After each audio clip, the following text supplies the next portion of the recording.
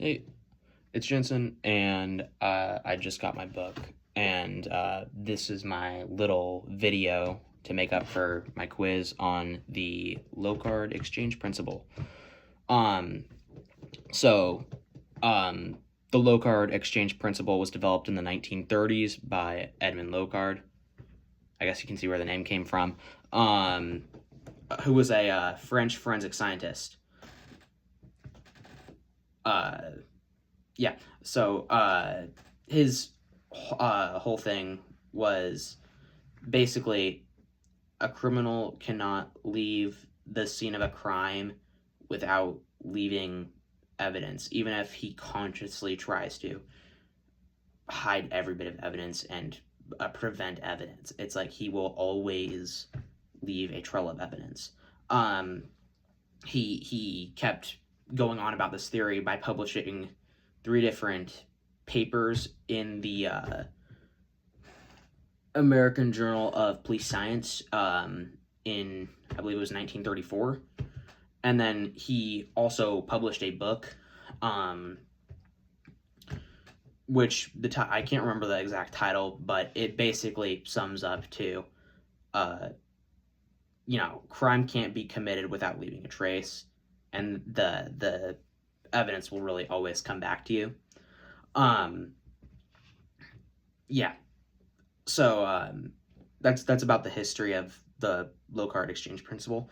Next up, really, I guess I'll give an example. So let's just say a guy commits a murder, but he's an extremely experienced serial killer. Let's add that in. He's a really experienced serial killer. He hasn't been caught. He is still on the run and still, killing more people, more victims. And he consciously hides every bit of evidence.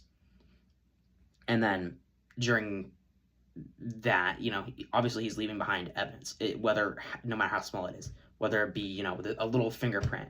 Like, let's use my room as an example. The murder's committed in here, and the guy, I don't know, maybe accidentally touches it, a little one of those, like there's fingerprints right there, like, even if he doesn't think he touched it, he did obviously touch it, but it, like, or maybe he brushes against it, or, like, that leaves DNA. That's DNA right there. All that DNA, boom, right there. That's skin cells right there. And even if he wipes it down, he's obviously walking in the room. That's more DNA, right? There's DNA all over your body. And then also with that, you have clothing fibers and stuff like that. Let's see, what else can I say? Going off on more examples, let's just say, going off on the murder example again, that the guy stabbed someone, okay? We're gonna go with that. And he stabbed him, and then he washed the knife. And he's not thinking about it, and he grabs the not the faucet, the thing you flick to make the water go. You know what I mean. I can't think of the word right now. It's midnight. I'm making this video. And he turns the water on and all that. So he's cleaning the knife, but he doesn't think about it, that he's touched, this little thing to make the water go. I literally can't remember the name. Maybe it is the faucet. I don't know. It's late. Anyway, so he's touched this, but he's cleaned the knife. So he thinks, like, that's the big piece of evidence, is the knife. And that he killed the person with, right? He's cleans all the evidence off. He's meticulously over there scrubbing it with a sponge, and it's all clean. And then, he's left that behind, and then, what else could he have done?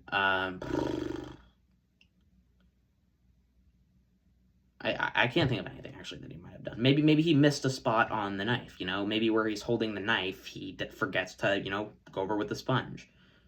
Rookie mistake, I guess. But, it's just an example. It's like, it's really just considering all the evidence that can be left behind in this situation.